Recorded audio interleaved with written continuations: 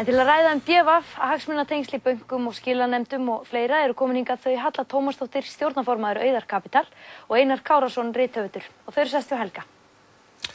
Ja, velkomin, bæði tvö. Við skulum byrja bara hérna á neikvæðu nótunum og færa svo okkur yfir þær jákvæðu, það svona nýlína. Við skulum hérna byrja á þessu DVF-mál, Einar. Þú hefur nú væntanlega fylgst með þessu eins og... Já. Þorri hljóðarinnar hérna í vikunni? Já, mér fannst náttúrulega, sko, það algjörlega frétt vikunar var hversu mikla ofur áherslu fyrirverandi eigendur bankana leggja á að það megi ekki fréttast að þeir séu búin að planta sínum mönnum þar inn í rústurnar í þrotabúið. Það sem sé, þeir eru tilbúinir bara til þess að fara í stríð, gera út af fjölmiðla, hóta mönnum öllu illu. Þetta má ekki fréttast. En þeir fullyrtu í yfirlýsingum þessi menn sem að, Björgólfur Guðmundsson, svo við nefnum það bara, fullyrti að hann hefði hvergi komið nálægt þessu og Reynir bað svo afsökunar. Reynir Traustason byrjaði á því að fullyrða að þetta væri allt tilhæfulaust sem þessi blaðamaður væri að segja. Það bara reyndist vera til upptaka af því að hann hafði rangt fyrir sér. Þá fyrir hann að tala um friðhelgi einkalífsins. Ég viss að þeir sem hótuðu Reyni, ég meina, hann segir það er til skjalfest að honum var hótað og ég vissum að ef þeir eru sko, ef hann ætti upptökaði þá myndi þeir koma og segja, þetta bara aðföra friðhelgi einkalífsins. Það bara eitthvað sem er allt annað mál og mér fjandað sama. Halla, hvernig horfði þetta við þér? Ég eiginlega, það truflaði mig dálítið hvað þetta mál fékk mikla athygli, satt best að segja, þó ég skilji alveg að fólk hafi mismunandi sjónarhornaði vegna þess að ég held bara að við séum á þannig tíma að við þurfum að vera að eyða kröftunum í eitthvað annað heldur en að gera svona upp. DVF hefur ekkert haft neitt sérstakann trúverðugleika í mínum huga lengi og ég hef kannski lengi verið að lesa flest alla fjölmiðla með ákveðnum gleraugum sem er auðvitað ekki gott. En ég held þetta sé bara enn eitt dæmið að við erum í það sem ég kalla trúverðugleika gjaldþroti á Íslandi. Það í rauninni svona flestir þættir í okkar samfélagi sem hafa beðið bara gjaldþrot hvað trúverðugleika varðar.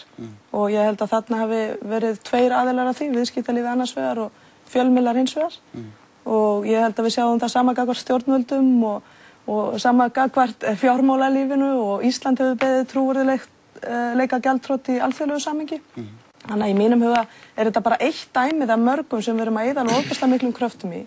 En er ekki alveg eðlilegt að fjalla þetta? Það er búið að tala eigendavald á fjölmiðlum í mörg ár og það hafa verið svona alls konar véfréttir að hugsanlega hafi einhver frétt verið geymd í 2 vikur og hugsanlega hafi einhver sagt eitthvað og fyrirverandi starfsmenn fjölmiðla hafa komið fram og ýjað að ýmsu og jafnvel sagt frá en ekki haft neitt í höndunum. En þarna kemur fram maður sem einfaldlega bara hættir í vinnu vegna þess að hann fær vitneskju um þetta. Er eitthvað óðalítið það sem fjallað þetta? Er þetta kannski...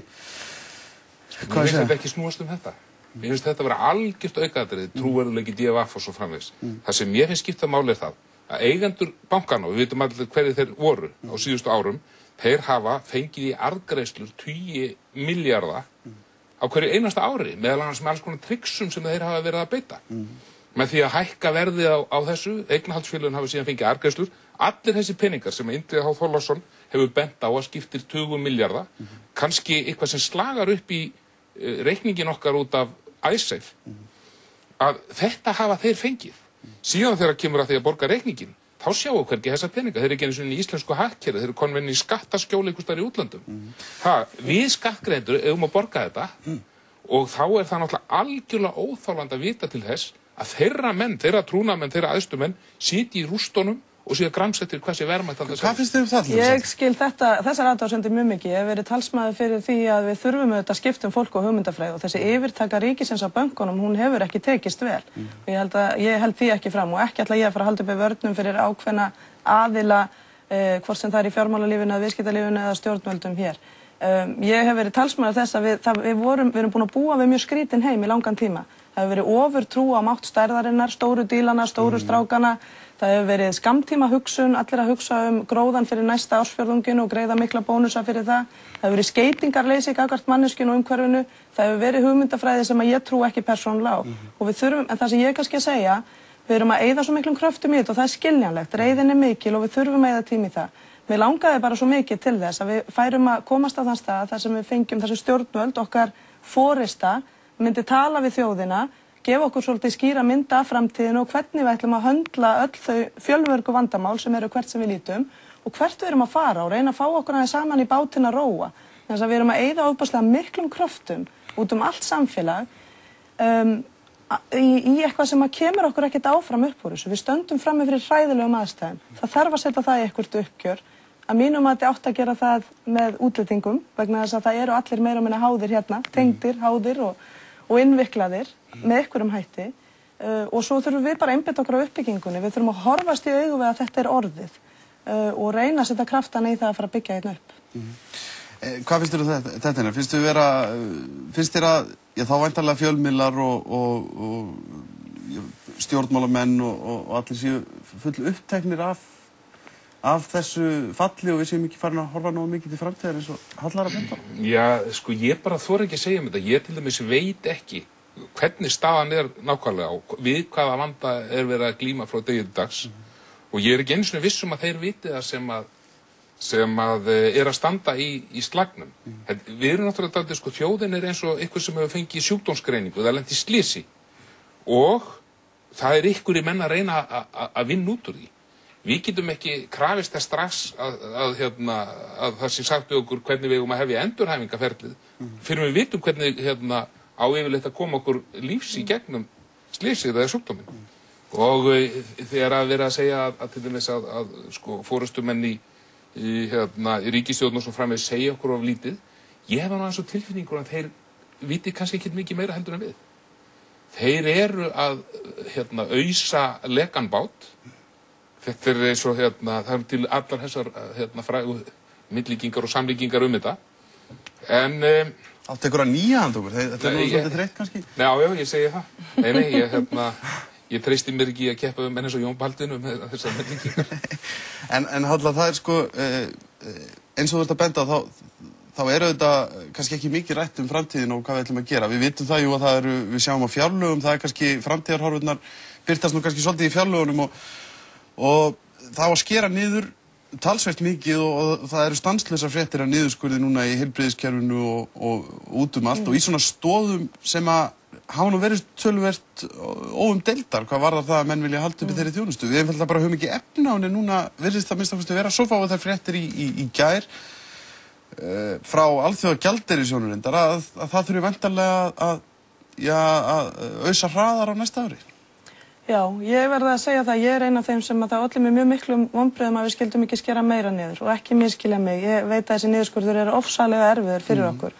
En við stöndum frammi fyrir þessu mikla vanda. Mér finnst hann jafn ósanngjarn og óverðskuldaður fyrir megnið af þessari þjóð og öllum öðrum. En við 150 milljarða fjárlaga halli fyrir árið 2009 þýðir bara að hann verður enn stærri 2010. Ég hefði frekar vilja, ég er svona talsmaður þess að taka sársaukana út frekar hratt og herða ólarnar öll hérna mjög vel og ég held að þjóðin væri tilbúin í þann gír ef við fengjum skilaboðum hvert við erum að fara, hver vandinn er, hvernig við ætlum að leysa hann og hvert við erum að fara og það er talað til okkar og beðið um hjálp. Ég er ekki að segja að stjórnvöld sé ekki öll örugglega að reyna að gera sitt besta, þetta er vandasamt verk, en samskiptin við okkur hafa ekki verið jafn góð og þau hefðu geta verið að mínum mati og þjóðin er sundurleit að eyða kröftum sinnum í að brjóta rúður, kasta eggjum eða í vinnuhópum að reyna að finna einhverjar hugmyndir en það er eins og þessar raddir samfélagsins komist ekki að borðinu sem er fámennur hópur sem er nokkuð ótengdur fólkinu í landinu að reyna að vinna út úr þessu mikla vanda og ég held að við þurfum á öllum að halda. Ég held að þurfa að virka þjóðina. Ég hefði viljað sjá stjórnvöld kalla á þjóðina, opna Laugardalshöllina og segja komið hingað með ykkar reiði útrás hugmyndur framtíðina. Ég hefði viljað sjá okkur setja eitthvað af þessum krafti sem að mér finnst að fara í að segja ég hafði engin völd og ég bara enga ábyrgð eða þessi gerði þetta og hinn gerði hitt. Ég vil hætta þessu núna, ég skil að við þurft allavega að reyna að koma því aðeins til hliðar, við þurfum að gera þetta allt upp og fara að því að hluta vandamálun okkar er að vandin er miklu, miklu stærri vegna þess að við erum alltaf að eftir á að takast á við hann. Ef við hefðum strax farið inn í bankana, skiptum ákveðið laga fólki þar og sett skýrareglur þegar komið nýr tími, hér er nýtt fólk og hér eru nýjar starfsreglur, ef við gert það strax í byrjun, þá væri ekki þessi óbærslega vantrú hjá fólkinu að það verið miklu skýrari skilaboð. Í staðinn fyrir erum við í dag með engar skýrar vinnureglur hvað má ekki, hvað er verið að gera og enn er verið að tala um að það eigi að setja starfsreglur. En það er mjög langt liðið. Stjórnvöld eru ekki, ríkið er ekki mikið betri eigandi ef að svona heldur áfram heldur en þetta viðskiptalíf sem að hefur verið mjög gagnrýnt eða útrásarvíkingar eða hvað vill kalla það. Það sýnist ríkið ekki vera að standa sig mikið betur. Ég er alveg sammála þessu að til dæmis þessi það að bankarnir lendir nokkurn veginn í sömu höndum og fyrir það finnst mér alltaf bara algjört idioti, það algjör vanvirðing við þjóðina. Og þegar ráðherrar kom og tilkynnt okkur það eins og mikil gleði tíðindi að þeir væru búin að skipa nýja menn í bankaráð, þetta voru einhverja pólitíska silkihúr, þá fannst mér það líka vera bara, eins og þeir lifðu í einhver allt annari veröld heldur en við hinn. Bara svona í lokin, þú ert til dæmis að þið hjá Auður Kapital eruð með Björk, það ekki, að byrja á einhverjum fjárfestingarsjóði núna leið og fyrir að kreppa þá þið tilbúin að fara að fjárfesta í sprotafyrirtækjum og þið eru svona bara, ég gefi nokkuð bara, svo ég segi það seint út, bara skíti í það hvernig málum hefur verið háttað hérna síðustu árin, áherslun á atvinnulífið og stóra lausnir og stóra stráka og allt. Já, ég vil sko alls ekki gefa skíti í hvernig neinu hefur verið háttað, en ég gagnrýndi það þá og ég gagnrýni það enn að við höfum verið að horfa of mikið á eina töfralausn hérna á Íslandi allt of langt skeið og þegar þú horfir á eina töfralausn og eitthvað bjátar á að þá hrunið mjög stórt og ég hef lengi verið talsmaður nýsköpunar og frumkvöðlastarfsemi og það frábært að Björk hefur tekið höndum saman með okkur í Auður Kapital að setja saman þennan sjóð og við ætlum að fara að horfa upp á að byggja hérna fjölbreytt atvinnulíf. Íslendingar þurfa í dag að búa til einhverjar ánægjulegri og áhugaverðari sögur sig heldur en þær sem eru núna þarna úti.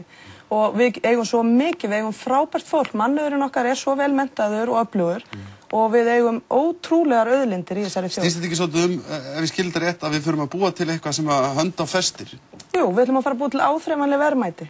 Byggja fyrirtæki, skapa gjaldeyristekjur en byggja líka á sérstöðun okkar og búa til sjálfbær fyrirtæki. Við ætlum ekki að taka út hagnað í dag á kostnað barnan okkar í framtíðinni. Þannig að við viljum byggja upp fyrirtæki sem að skila landinu að sér allavega jafn góðu helst betra þegar börnin okkar taka við því og þegar við byrjuðum. Við viljum horfa til þessara fyrirtækja og Ísland getur algjörlega skapað sér heimsforystu á þessu sviði. Einar, þú veist verðlaun í vikunni frá starfsfólki í bókaverslunum. Bókin Ofsi var valin besta bókin að þeirra mati. Þessi bók í kynningu segir að hún fjalli eitt mesta níðinsverk Íslandssögunnar og það er ekkert verið að tala eitthvað iSafe þar, það er bara flugvél að brenna. Jú, það var það var hún kannski fjallar ekki það en það er svona í miðpunti. En það sem við að segja og vera vitni Björk sem mér finnst afar gott vegna þess að hún kannski lifandi dæmi það að hvað menningin nú mikilvæg og hvað í rauninni þegar allt ríkisest í kringum loftbólurnar eins og íslensku alþjóðlegu bankastarfsemin og svo framvegis sem hefur ekkert kostað okkur nema klandur, þá er það kultúrin sem lifir. Á 13. öld sem ég að skrifa þá var það svoleiðis að hér geisaði borgarastyrjöld og það var í rauninni allt að fara til fjandans, en á meðan voru menn að skrifa Íslendingasögurnar og allar þessar stórkostlegu bókmenntir og skrifa í miðju stríðinu. Þetta var svona góðæristímabil. Já, þetta var náttúrulega gífurlega mikið svona menningarleg deigla þá í gangi rétt eins og er núna. Og vel að merkja, ég held að menn hafa nú ekki reiknað með þá að það yrði hagnaður af þessu sem að menn voru að skrifa og sátu voru að skrifa á kálskinn, en það er þessar bókmenntir sem hafa verið það sem við höfum lifað af út á síðan.